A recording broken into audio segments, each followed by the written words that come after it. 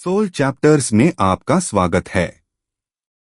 आज हम एक ऐसी कहानी सुनने जा रहे हैं जो महज एक क्राइम रिपोर्ट नहीं है, बल्कि वो चीख है जो इंसाफ की दरारों में गूंजती है।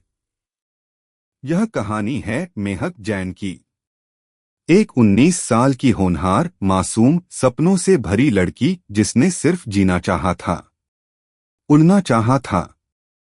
लेकिन पागलपन ने उसके पंख जला दिए और पीछे रह गई बस राख और सवाल।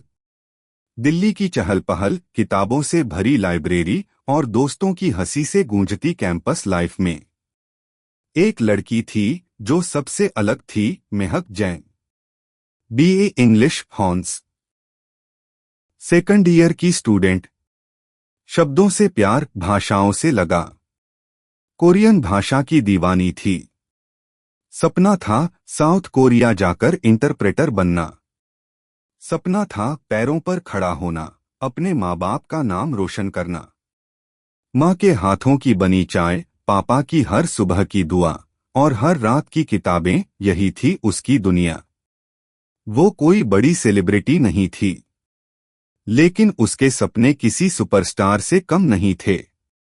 जहां रोशनी होती है, वहां अक्सर कोई अंधेरा भी पीछा करता है। इस अंधेरे का नाम था अर्शकृत सिंह। अर्शकृत मेहक का दोस्त था। धीरे धीरे दोस्ती ने रिश्ते का नाम लिया, लेकिन ये रिश्ता एक तरफा इज्जत का नहीं था, ये था ऑब्सेशन का।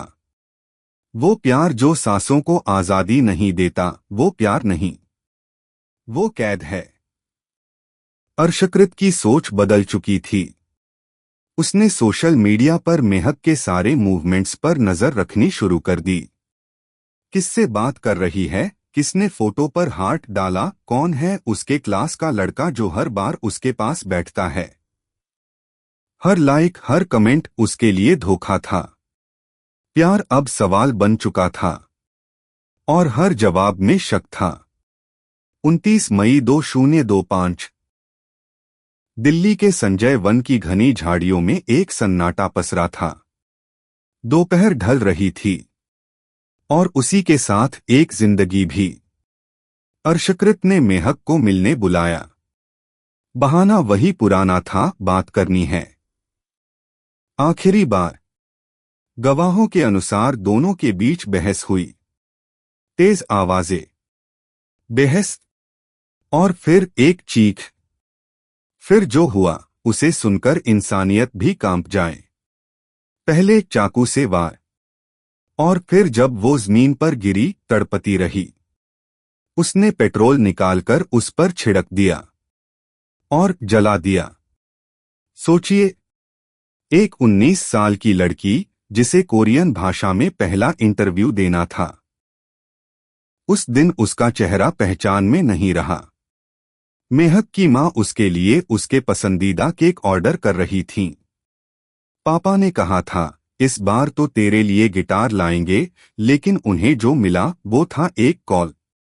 मैडम, संजय वन में एक लड़की की जली हुई लाश मिली है, पुलिस ने कहा। पहचान मुश्किल है, बस एक जोड़ी चप्पल और किताबें जिनमें कोरियन अक्षर अब जलकर राख हो चुके थे।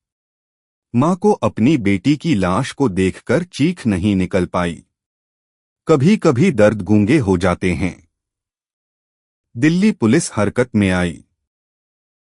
CCTV footage, call details, WhatsApp chats, Instagram DMs, हर चीज को खंगाला गया।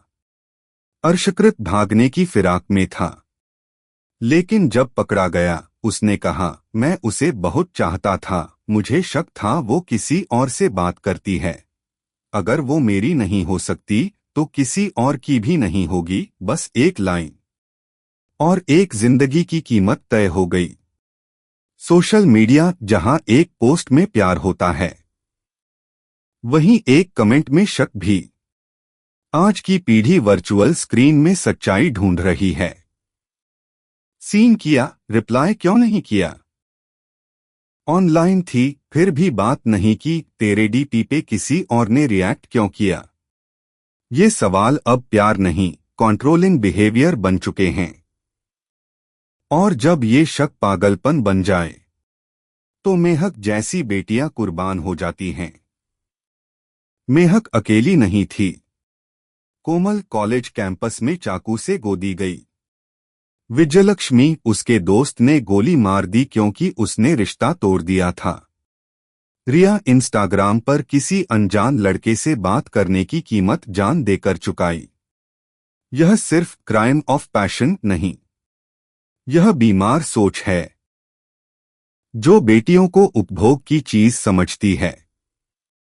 क्या हम इतना असंवेदनशील हो चुके हैं कि हमारे आसपास की बेटियां जल रही हैं और हम बस स्क्रॉल कर रहे हैं? मेहक अब नहीं है, लेकिन उसकी मां अभी भी हर सुबह उसका तकिया सीने से लगाकर सोती है।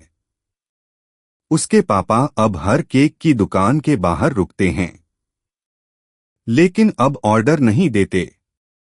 क्या यही समाज है? क्या यही प्यार है?